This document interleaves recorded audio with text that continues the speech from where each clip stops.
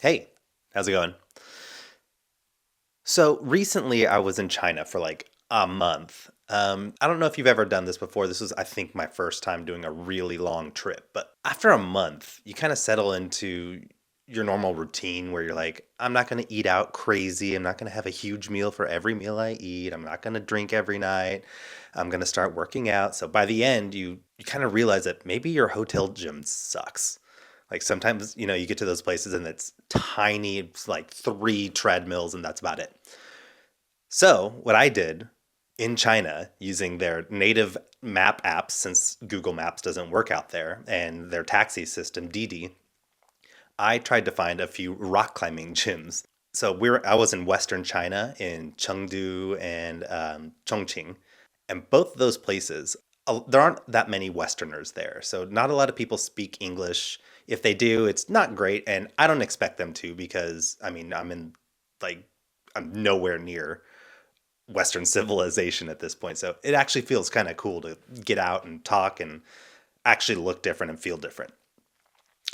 Um, the first place I went to, I can't even. I'll put it up on the screen somewhere over here. It was. It ended up being like a little like a kids rock climbing, not gym, like an outdoor rock climbing area. So I made my way out to the Jidao Climbing Center, and it turns out it's just a little outdoor top roping thing, mostly for children. It's here. See, it's actually very tall for kids, but it's not what I'm looking for. I want boulders. So what I'll be doing is ordering another DD, which is China's version of Uber, and heading to another location, which I'm sure I'll put on the screen here.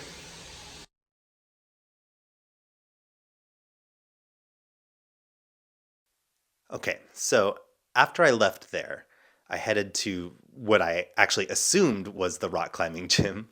Um, Also, it's going to be up on the map right here. This was an actual real rock climbing gym, but as is the case with anything else in China, it's in a mall. So I get dropped off under the bridge of this two-sided mall, and I kind of just have no idea where to go. Google Maps is obviously no help because it has no idea that there's even a building here anymore or at all. So I just go into the first door I see. Um, I look at the nearest map. None of it's in English. And then I finally saw a 7F on the map. So I'm like, oh, okay, that must be in the seventh floor. So I just go all the way up. All right, I think I'm here. Based on a map, it says it's on level 4. But we're in a big mall, as you can see. There's a gaming club right here. Cyber Game Club.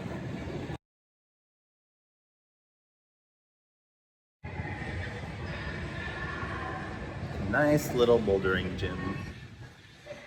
Scream. So one thing that's nice here is they have all of these little tripods set up for your cell phones. Pretty good sized gym as well.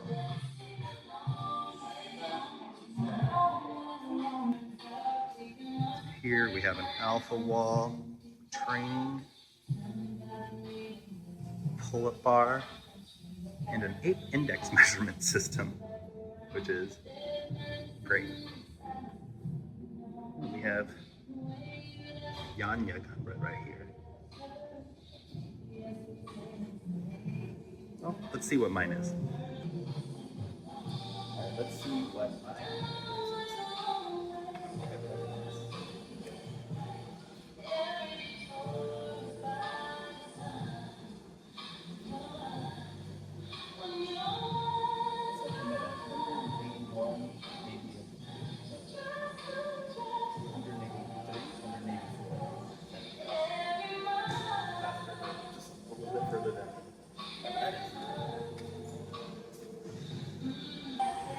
And this is, I think, my favorite thing in this gym specifically, a foot bath. This is one of the most important things any climbing gym can ever have. It gets fun K in here. glad I said funke, just like that. I'm gonna say that way more. Okay. We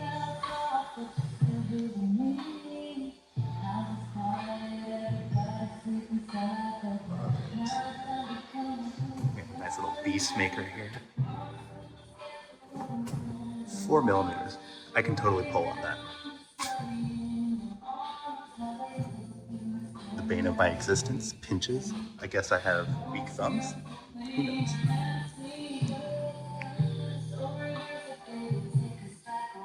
This wall looks somewhat easy. I can't tell.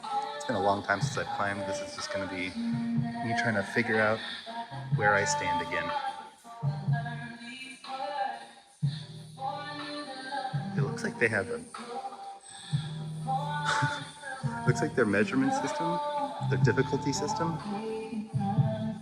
depends on how spicy it is. 6x spicy. I think that mainly means that there are no feet. Cool. Well, let's see.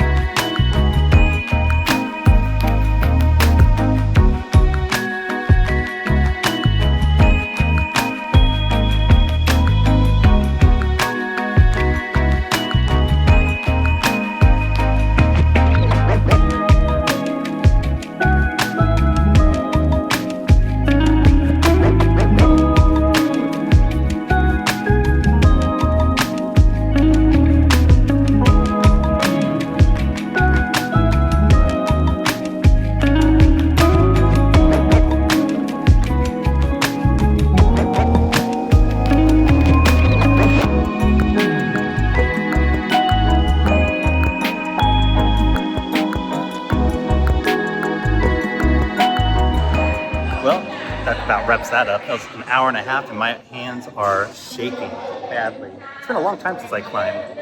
I also noticed that I didn't... hello. I also noticed that I didn't record any audio during that whole time, even though I was talking into my headphones, but oh well. I guess I'll have to add that in later. Bye. So the next place I went to was when we changed towns from Chongqing to Chengdu. I had to take, nothing was close here. Like you had to take a cab to go anywhere or a DD. So I had to take the DD out into the suburbs and it dropped me off. It couldn't drive in because then he would have to pay. So he dropped me off outside of this semi-industrial areas. So it was like industrial. People were getting their cars painted there, but then there were also a few restaurants and other mechanic shops, and it was a really huge, really nice gym. They had really tall walls, really great setting, and the best part is they didn't use a V-grade system. They used chilies. So more chilies is more harder. Overall, I'd say the rock climbing gyms have really good setting. The people are pretty welcoming. People just hang out with you. There's a lot of... most gyms in the US that I've been to, and I've been to LA, Seattle, New York, I've been to gyms in London, Sweden, been kind of all over, had a good time.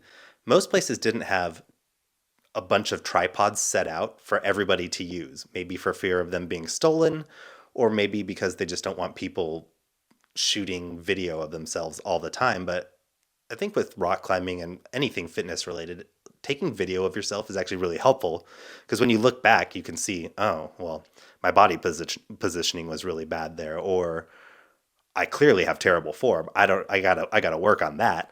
I'm going to injure myself. So sure, those tripods were definitely out there for social media though. Overall, had a great time though. I would say the only thing that is difficult is figuring out how to pay for everything. Um, in China, they don't take cash for the most part unless you're in some sort of like market situation. Even the people in the markets selling little trinkets and stuff, they'll typically take WeChat or Alipay, which is what everybody uses, WeChat or Alipay. The only problem with that is WeChat and Alipay only work 100% of the time if you have a Chinese phone number, which obviously we don't because we're from America. So we have US US cards. We have Apple Pay, which nobody takes, and a US phone number. So you can't set up WeChat in the way that works the best for China. So every couple days, or not even every couple days, like sometimes you have to scan in your passport every once in a while, every like 2 days. And sometimes you'll scan it, it'll work for one charge, and then you'll go somewhere else and try to pay something, and it won't take it again. And you have to redo everything. And it was kind of a pain. But luckily, there's enough of us to where if mine didn't work, hers worked, or his worked, or nobody's worked. And we tried Alipay, and Alipay worked. So I think if as long as you get yourself set up with everything, then ahead of time. Make sure you set it up when you're in the US, when you're at home.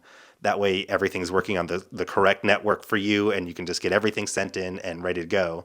That way when you land and you have no data and you can't make good calls or anything like that, you're already ready to go. Okay. I think that's about it. Well, I guess like and subscribe for more like this. I'm going to be traveling all over the world, going on cruises, trying their gyms, going to different countries, trying their gyms. So yeah, have a fun time.